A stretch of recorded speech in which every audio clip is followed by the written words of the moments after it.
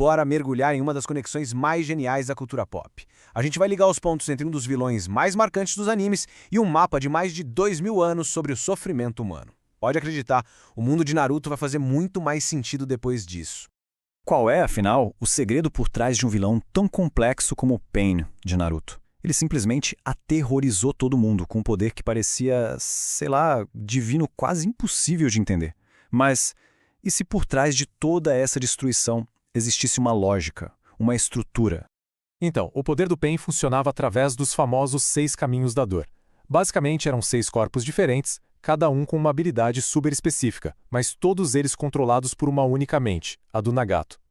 Que olhando assim de primeira, os poderes parecem uma coisa de louco, totalmente aleatórios. Um corpo tinha um poder quase divino, outro virava uma arma humana. Tinha um que roubava almas, enquanto outro invocava bestas gigantescas. Um que absorvia qualquer tipo de energia e, para fechar, um que julgava os mortos. É um arsenal de habilidades que beira o divino e é aterrorizante.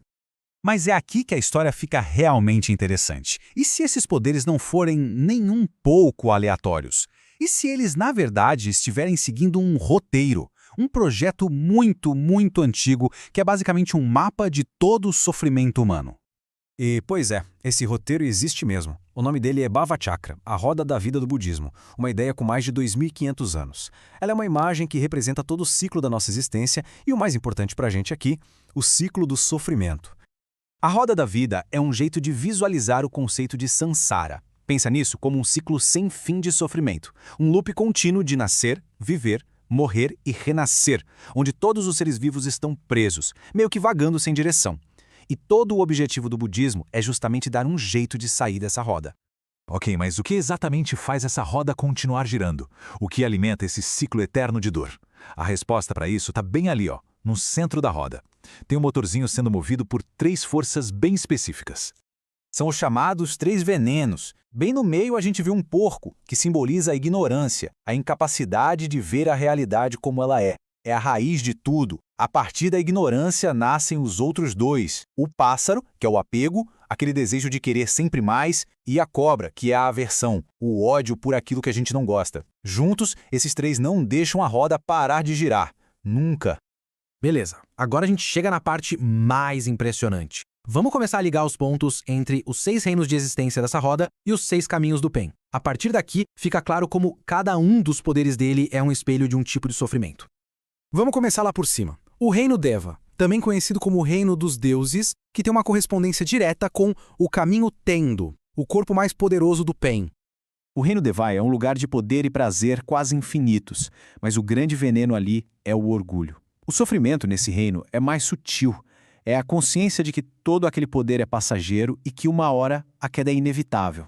E o caminho Tendo, nossa, ele manifesta isso perfeitamente com o controle da gravidade, olhando o mundo de cima com a arrogância e o poder de um deus.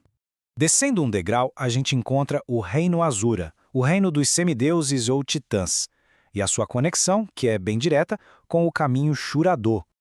Os Asuras são seres superpoderosos, mas que são consumidos pela inveja e pelo ciúme. Por causa disso, eles vivem num estado de paranoia e guerra constante. E isso é um retrato perfeito do caminho Shura-Do, que transforma o corpo num ciborgue cheio de armas. É a personificação da fúria e do conflito sem fim. E agora chegamos no nosso reino, o reino humano, ou Manushya-Gati, e a sua contraparte, nos poderes do Pain, o caminho Ninjendo.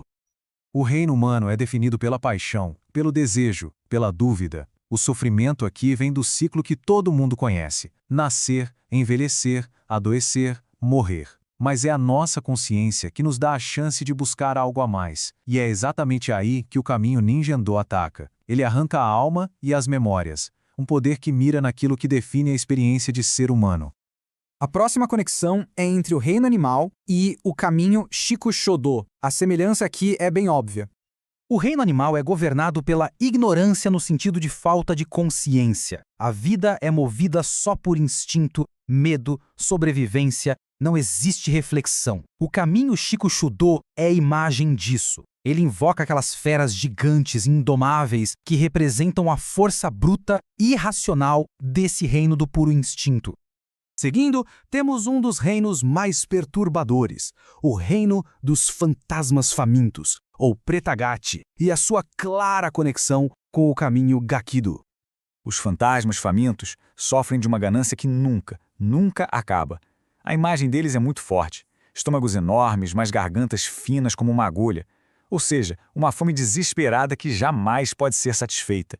E o caminho Gakido é exatamente isso. A habilidade de absorver infinitamente qualquer tipo de energia, um desejo que nunca se completa.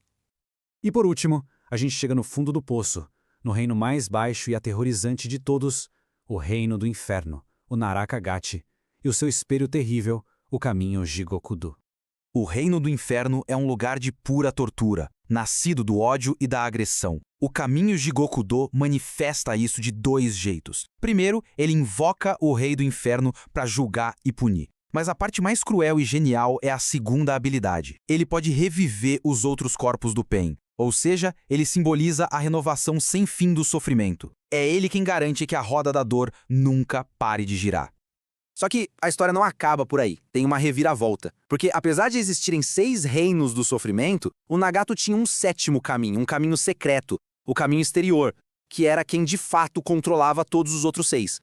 E é aqui que mora a grande e trágica ironia da história toda. Nagato, um homem que foi consumido pela própria dor, tinha em suas mãos o mapa completo do sofrimento humano.